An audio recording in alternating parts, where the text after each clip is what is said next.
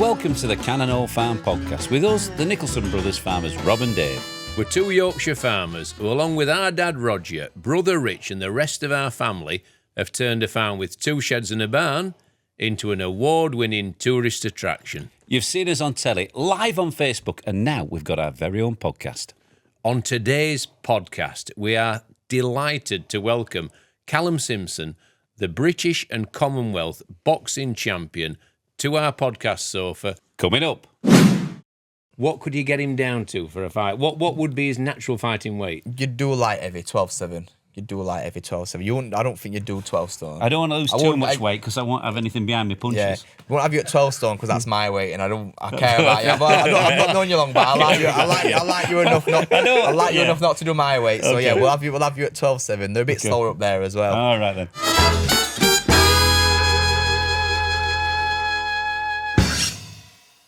This week, we're joined by Barnsley boxing legend Callum Simpson, the British and Commonwealth champion. But before that, what have you been up to this week, Dave? Nothing really exciting. I've been doing a bit of mucking out with my JCB. I'm getting ready for shearing, Rob, that's coming up in the next week or so. I have been looking after Beryl. Oh, yeah.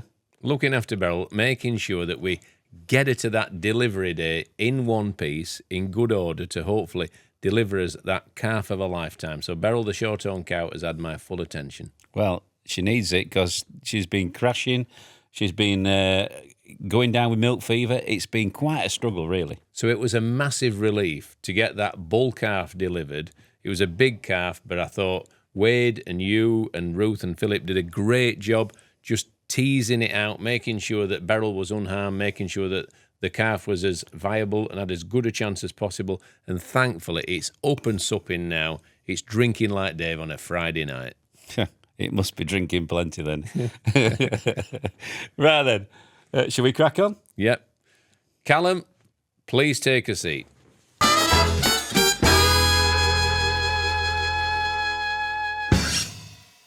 Right, absolutely thrilled and delighted today to be joined on the podcast sofa by our big friend Callum Simpson from Barnsley, the boxer, the future world champion. You heard it here first. Thank you very much. Thanks for having me. Well, we're really looking forward to your next fight.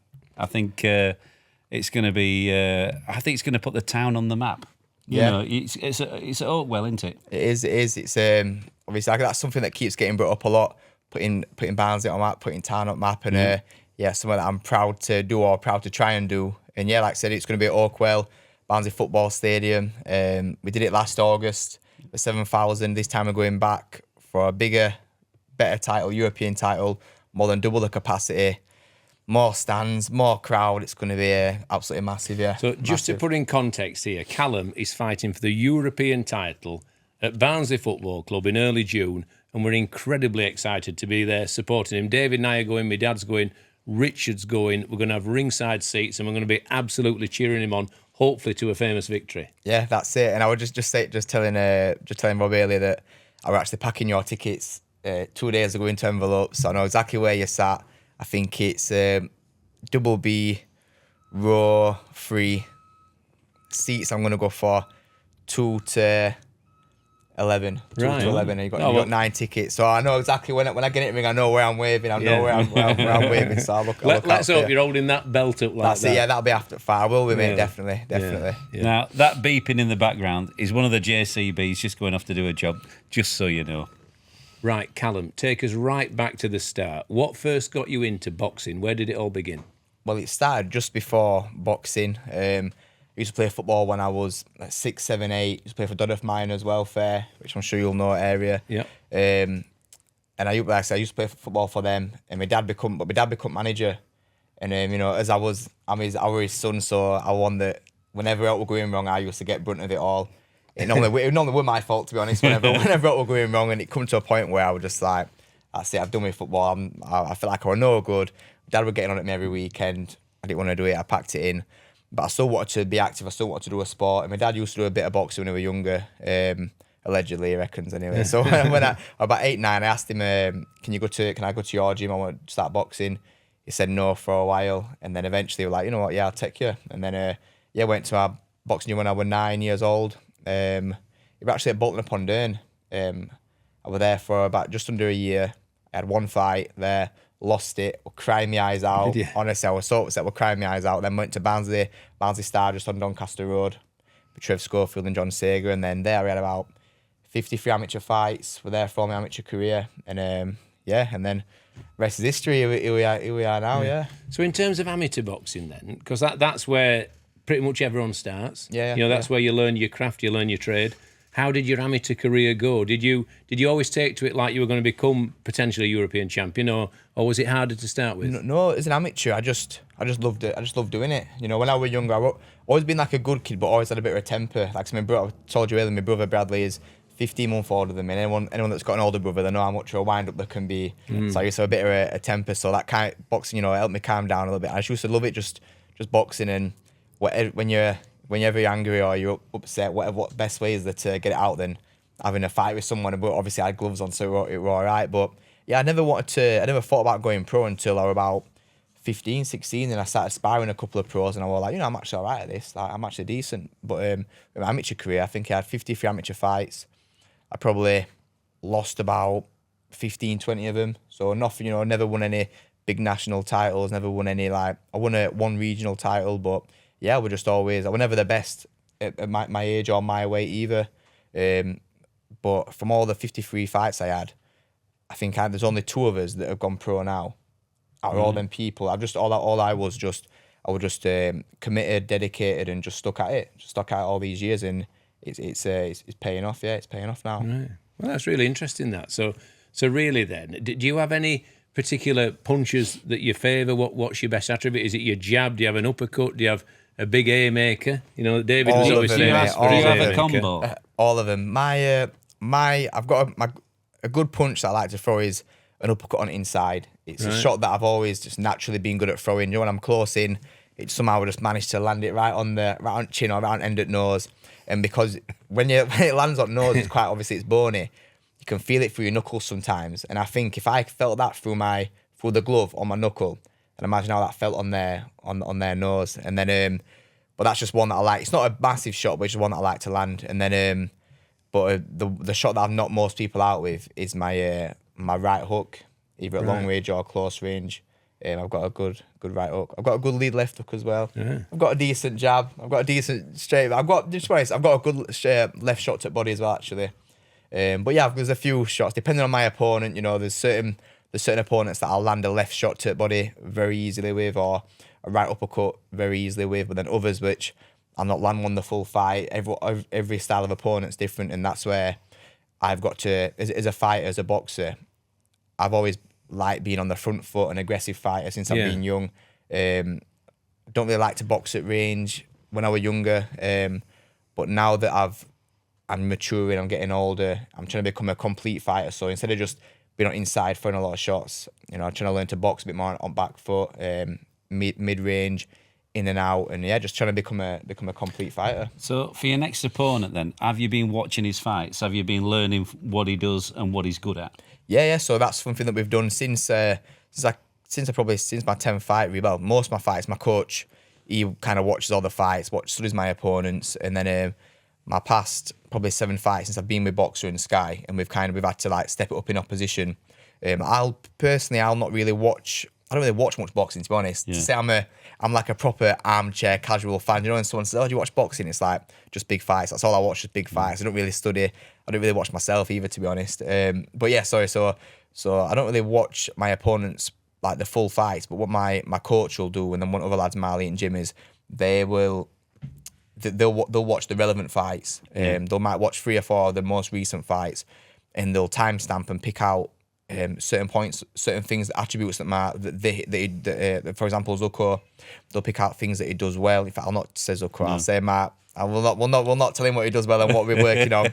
But for example, Zach Chelly, when I thought that's the fact that I had at Oakwell last, his best shots were a good long double jab and then a right hand over the top. And then with his defence, when he was on the back foot, he used to do like a double shuffle back. So I try to double my attacks up. So what my coach will do is, again, we'll watch the YouTube, we'll clip it together, we'll make like a compilation video of all the good things that he does, what he doesn't do that well, things that I need to be aware of, how we're going to counter it, strategy, game plan, and then what we do then for the 12-week camp is we'll just drill. We'll do a lot of drilling, a lot of technical work. And for that camp, we flew someone over called Robert from Poland. We flew him over for 3 weeks, put him up in an Airbnb near my gym, and had him in like every day just drilling. And this time, this fight, we've got someone called Joe Ward over from Ireland, Rio 2016 Olympian, national 3 times world amateur champion. He's 14-0 as a pro now, like heavyweight. He's very good. We've got him now in just. He's very similar to Zucco, but probably better, to be honest. Probably better. I've got someone too good. So a lot of things that Zucco does, Joe does probably better. So again, we've been in this. Sparred yesterday. Been in this morning doing a lot of technical work and just getting him to drill shots. So when I'm in the ring on fight night with Zucco, anything that he does, I've seen it already, and I know. Yeah. I know what we need to do. I know what needs to be done. You know, on the fight night, anything can happen. He might suddenly just change his style completely. I doubt what's going to happen, but it could happen. But that's for me to adapt. But you know, we've got to be as prepared as possible going into the fight, and we're gonna be. Yeah. Do you ever feel, Callum, that you've got to have a mind of what the judge is thinking? You know, presumably I've watched boxing quite a bit, and some judges score on aggression. Yes, some will score more heavily if you're on the back foot, but picking off the accurate shots. Yeah. Do you have an idea of the judge beforehand? Do you know how you've got to try and impress them? It's funny you said that, because that's something that I've never really been bothered about. For me, it's always a case of go in and try and win the fight. Yeah. Like for me, punching more times than he punches me. Yeah. But like you've just said there, literally last week, like I said, it's funny you said that, because my coach last week, Mark, he said, "Oh, we've looked at the judges you've got. You've got 3. They told me the 3 judges. He said one judge more favourable of the aggressive fighter, which luckily for me, that's what I do." Yeah. And I said to Mark, I was like, "Mark, why are we bothered about judges for? I'm just going to go in and try and win." Yeah. He's like, "Yeah, but we need to understand what they're actually looking for, because," but again, like you said, it's very boxing. Like you might watch a fight and think, so and so's won. I might watch a fight and think, "Oh, you're crazy, they've won," and you might think it's a draw. So it's all the boxing. In football, you either score a goal, it's 1-0, 2-0, whatever it is. In boxing, it's all opinion. It's your own perspective. So yeah, like you said there, my coach has looked at what judges we've got, and we're happy with what judges we've got, because mainly two of them, favour my style as an aggressive, Right, it's interesting. come forward puncher. Yeah, but like you said, if there were 3 judges where they preferred back foot, slipping, countering boxing, then we'd have to try and change up a little bit. But yeah, it's like I said. But I think the main thing is to go in there, land more than they land on you. But yeah, like you are right as well. The reason I asked Callum was I watched the Conor Ben Eubank fight recently, and I must admit I thought Ben had got it. You know, did you? I did. I really did. But I thought Eubank had got it. Yeah, a lot of people were saying, "Oh no, Eubank was stronger at the end." Yeah. I don't know. I think maybe I was just rooting for the smaller guy. But I think as well, when with sports like boxing, there's a massive bias when you're watching it. Yeah. If I 100%. Again, whenever I go to watch one of my friends fight, Yeah. I'm consciously more biased the other way. So Yeah. if I think a round's close, I'll give it to the opponent. Yeah. But with it, I was actually at the Eubank Ben fight, and the first couple of rounds I was scoring it, and after that I was just entertained. I was just like, there's some fights I'll score, some fights I'll just enjoy, and that were a fight I you're was just right. enjoying. I struggle to be objective. Yeah, It's like when I'm yeah. watching Barnsley. I always think Barnsley are the best. They're going to win. Say if we're playing Bolton, I always assume we're going to beat him. Henry, our producer, is a big Bolton fan. All right, okay. So you'll have to forgive him for that. But Well, we'll have words after this podcast. We'll have words. Callum, sort him out. That's it. Show him that jab. I'm due another spar actually later. I've got You're in Belver. I've got a big kitted car. But no, you're right. Yeah, like I said it, and I think even when there's like when you're about even with referees at football, and you think, if it was the other way around, you know it'd be a penalty. But when it happens towards up, you're like, oh, it's never a pen. But it is. I'm too biased to be fair. Yeah. I've come to that conclusion. Oh well, I always try. I've got myself to be other way now. I don't know what it is. Yeah. But again, when you mention that about the judges, another thing is the referees as well, because every referee's got a different style. Some referee, like from my style personally, when I'm on the inside, I like to throw a lot of shots. I can punch my way out of clinches. Whereas so what I like is a referee that'll let you work on the inside. Don't necessarily say break straight away. Exactly. So sometimes you'll get close and you'll get referees that'll let you try and work out. Sometimes you get a referee that's like break. And for me, it's no good because I want to be on the inside. I want to be able to get them shots off. Whereas if you're a boxer that's no good on the inside, you'd prefer that referee. So again, we've not got the referee confirmed yet, but when it comes to it, we'll know what referee we've got and we'll know kind of what we can do it. Whether if part of our game plan is trying to work on the inside, but we get a referee that's going to break you straight away, not going to let you get close, then you'll be I need to try and adapt to that. Lastly, what we don't want to do is get to fight night, not look who the referee is, expect I'm going to be able to do all this stuff, and the referee not allow it. Yeah, and then you've got no plan B. That's it, exactly. But we've got all plan A to Z. It's hopefully plan A works, and we don't need B. Yeah. But yeah, that's it. It's about being able to adapt. Like fight promoters. Yes, there's lots in the business. Yeah. Now, when I was at school, Rob actually organised my first fight.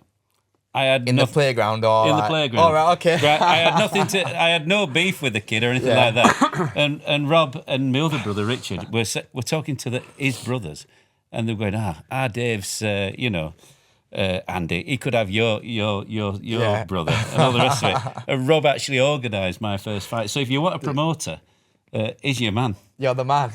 No, I'm no Frank Warren. Well, I've got one set up with producer anyway, so we've got that already set up. That's where obviously we don't want any cuts. I only landed one punch, then the teacher came and split it up, so it was all good fun. Looking back to my memories of boxing, when I was a young lad watching it, I used to listen to Harry Carpenter on Radio 2 and live from the Royal Albert Hall. Yes, yeah. Have you ever fought anywhere sort of iconic? Like, I know we've got Oakwell. Yeah. What other venue sticks in your mind as a great place to fight? For me personally, where I fought, because again, growing up, I've been to a lot of box. Like, I don't watch much on TV, but I've tried to go to the venues and watch them. Yeah. So growing up, I used to go to Sheffield Arena quite a lot to watch Kell Brook, because I used to work. I used to work at Meadowhall at Scott's Menswear, and they used to sponsor Kell. So I used to come in. I used to get his I used to get his shoes for him from upstairs, loosen his laces for him, let him try them on, and then we used to get like, what do you need, Kel? Never told him I were a boxer, when I was like 16, 17. And then we used to get free tickets to his shows at Sheffield Arena. So I used to love watching Kell Brook fight at Sheffield Arena. I've not boxed there yet, but hopefully I'll be fighting there soon. Again, I've seen Josh Warrington versus Carl Frampton at Manchester Arena. I was lucky enough to have my first fight with boxer at Manchester Arena, which were amazing for me. So that's a fair place, isn't it? Yeah, it was the biggest, I don't think it is anymore, but it was the biggest capacity arena in the UK. Because Josh Warrington used to fight at Ellen Road, didn't he? Yeah, exactly. Yeah. It was football. It was you marching on together, we're all Leeds, aren't we, and that sort of thing. That's it. But you're Barnsley's version, you're one of our own. Yeah, exactly. You're Callum Simpson. Yeah. And I think that's as a Barnsley person and a family that have been brought up in and around Barnsley, to have someone out there flying the flag. And not only that, you're a nice person. Oh, thank you. Humble, nice, with all the right attributes to put Barnsley on the map in all the right ways. Yeah. So I think that's something that's very, very important to me. And again, like I said, growing up, it's been, like I said, when I was working in Sheffield Meadowhall, I've always had to kind of grow up as my local boxers were role models were, there were Kell Brook, again, Josh Warrington. Yeah. They were like the world champions. Obviously, everyone knows Sheffield's been known for how many world champions. Ingle, Harold Jim. Bomber Graham, Johnny Nelson. Yeah, exactly. There were quite a few lads from Doncaster, McDonald brothers, Gavin and I forgot the other brother. So them world champions, from like Yorkshire based. But there were never anyone from Barnsley that I could really get behind. There had a couple of decent fighters, but no one that I've been able to look at and really get behind and be like, they're from where I'm from. Like, let me, I can do this. But so I've always had to look at other people from like different cities or different towns locally. So for me to be from Barnsley, like I said, Barnsley born and bred, and the amount of messages that I get from kids just saying, "Oh, you've inspired me to start boxing," or "I'm going to give up boxing. I want to continue. Got any tips?" It's like, it's great for me because I had never had that from Barnsley as a boxer. So it's nice that I can give that back to the community and to you aspiring could boxers spawn as a well. generation of future Barnsley boxers, couldn't you? Yeah. Really joking about, you actually could. You could be that role model that turns Barnsley into that production line of world champions. Well, I was told, like, there's a few boxing gyms messaged me after the Monday after my fight. They were like, "We've never been as busy, and it's great to, like I say, I always try and go to my old amateur gym at Barnsley Star. The number one Barnsley Boxing Academy or Johnny's gym. There's a few that Is I the try one and on go and show Cemetery my Road thing. still? That's my old gym, yeah. Is it? Yeah, it's opposite side to Cemetery Road. It's Doncaster Road. Well, that's where Brian Glover's dad used to run that. He's Brian Glover used to be the actor. He were in Kes. Yeah. Oh, right, okay, yeah. And I'm sure his dad used to run the boxing gym on Cemetery Road. Right, well, it's Trevor Schofield who runs it now. But it used to have a different name. It was he used to go there. Brian Glover definitely used to go to a boxing gym on Cemetery Road. It used to be on corner, didn't it, around corner? Now it's about 50 metres up, Barnsley style. But that's where my first amateur gym, where I had all them fights. And like I said, I still go back now and go and see kids or have a little move around with them. And then even last year when a boxer said, "Oh, anything we can do for you guys in community," I said, "Oh, can we get a camera crew down to Barnsley Star, me have a little talk, do a bit of training with kids, and just to bring the eyes of Sky Sports and the eyes of boxer to my old amateur boxing gym." You know, John and Trevor, they're both 70 odd now. They're both still giving the time up, training kids, taking lads on pads and girls as well, up and down country, giving the time away. It's nice to be able to give that back to them. Are the people that should be receiving honours? Yeah, exactly. You know what I mean? Exactly, they should be recognised, because anyone who gives the time up free of charge is someone who's pretty special.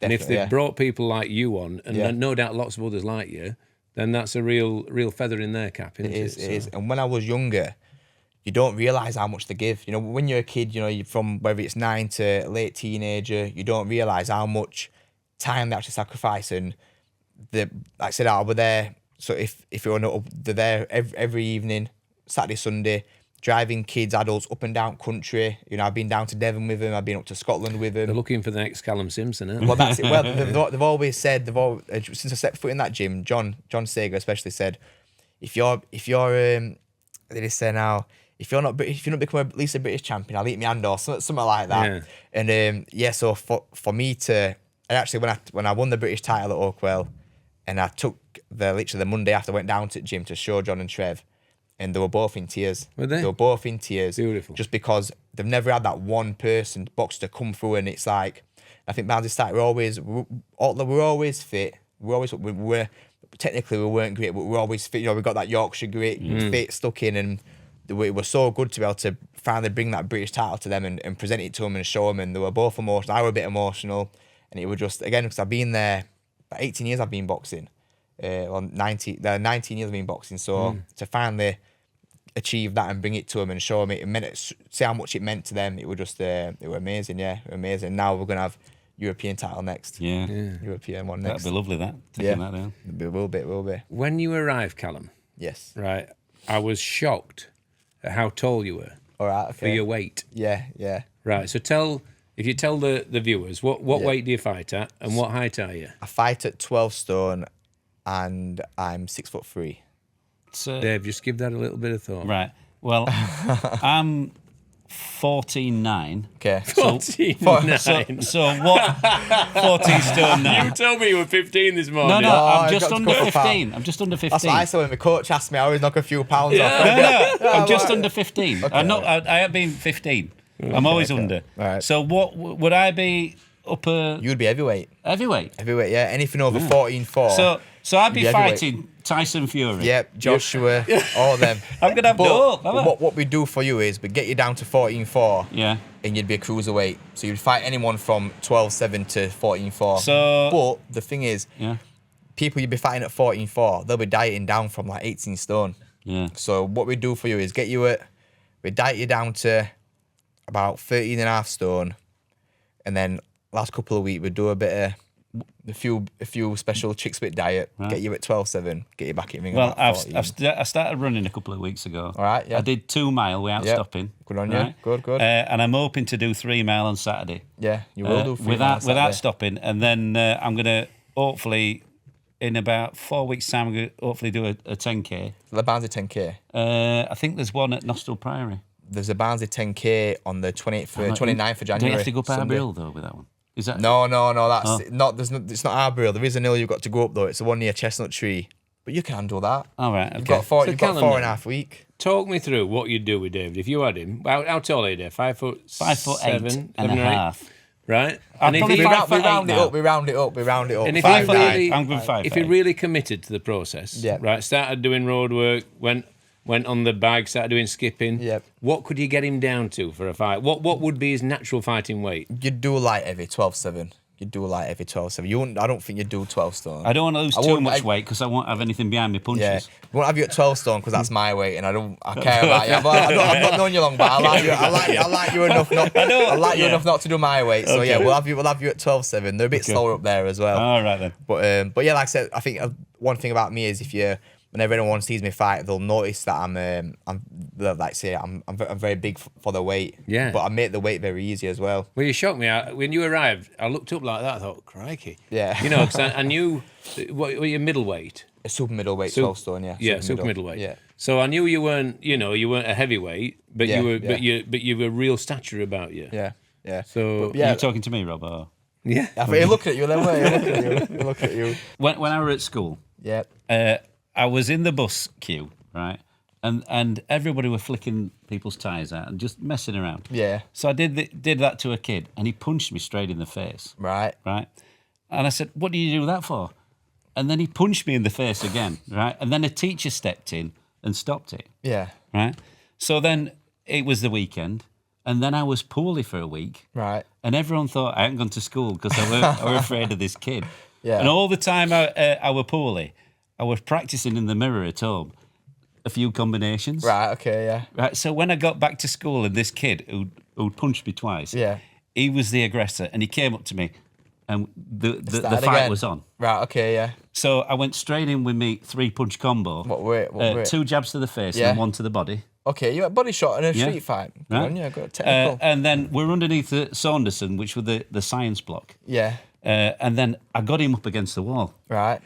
Keep So the you've knocked- opponent you- close. So you've double jabbed him. Yeah, got him up To against body. the wall. You didn't Yeah. do the knee. Right, no. I was respectful. Queensbury rules. Right, so then I got up against the wall and I swung my left, right, Yeah. low, Yeah. missed him and hit the wall. But it was a wood wall and it echoed all around the room. Yeah. And everyone went, woo, like that. I thought you did it. And You landed then on I him. started again and I got him a good one, right, and then he went, that's enough. Right. So I stepped back Yeah. and we never had crossed words again. Right. Fight were over. It had enough. He went his way. I went out my way. And there was a teacher trying to unlock the door, trying So to you get to both us. ran off. Yeah. Well, that job was finished. And then right, I saw done. him at dinner time. No hassle. There you go. Settled. Yeah. Like men. There Exactly. You go. But that's the only fight I've had. Other than the one that. Yeah. So would that you set say up. you But won that on- was like that was just a little bit of yeah, it. a bit Yeah. of fun, Would you bit say of you fun. won on points? Oh, definitely won on Nah, it's points. a stoppage, that, innit? If The it's get up, stoppage. if it's get up, you Yeah, stop. yeah, I suppose it is. Yeah. One and oh, So- one KO. so You've got the- an 100% KO record. So then. It's if pretty I much. turned professional, I'd be, Still time. at my Have you- age. There's still time. Have you yeah. have you had a rethink, Callum, about taking him down to 12 stone to take you on? Yeah, I'm definitely not doing it at 12 stone. Definitely not. Definitely not. He can keep above. He can keep above. Right, well, we're going to pause it there because that's the end of part 1. But Callum, before we go, people watching this may want to come down and support you at Oakwell. How do they go about getting tickets?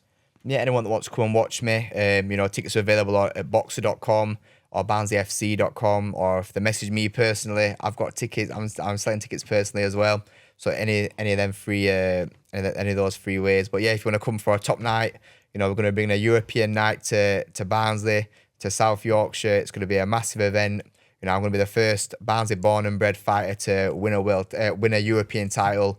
Something I'm very proud of. And yeah, it's going to be an amazing event. So come and support us. And as things are looking, from what I've read, it's looking very likely to be a sellout. Yeah, that's right. I think it's 15,000 capacity we've gone with.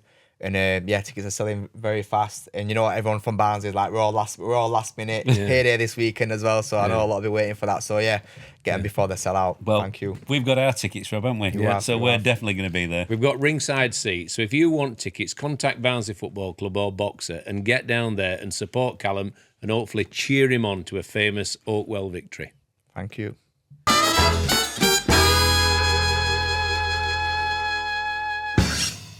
Thanks for listening to this episode of the Cannon Hall Farm podcast. You can hear part 2 of our chat with Callum Simpson in a couple of weeks, and here's a clip. I rocked up to have a fight in Leeds. This opponent's all confirmed, sorted. Beat him, stopped him first round, all good. Week after, I went into the gym and my coach went, I've just had a call off British Boxing Board or the promoter for that show. Yeah, your opponent weren't who they said it was. And I'm like, you know about? He went, yeah, it weren't him. I was like, what do you mean it weren't him? Like, it was an imposter. I was like, what do you mean? Like, I was so confused. I was like, well, who weren't then? They were like, we don't know. What do you? I said, what do you mean you don't know? He must have flown in on a passport. I said, what do you mean you don't know? Like, how do you not know what I thought? We're releasing that episode just before his European title fight on Saturday, the 7th of June. You know, Rob, I'm really looking forward to it. I've never been to such a big fight. We'll be back next time, but until then, I've been Farmer Rob. I've been Farmer Dave.